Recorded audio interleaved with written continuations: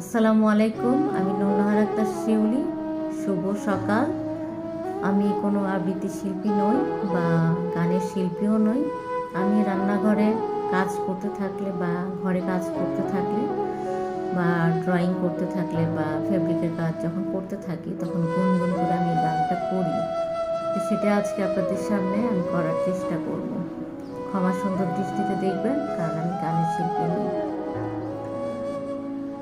সহে না যাতনা, সহে না যাতনা, দিবস গনিয়া গনিয়া বিরলে, নিশিদিন বসে আছি শুধু পথ পানে চেয়ে, সখা হে এলে না, সহে না যাতনা।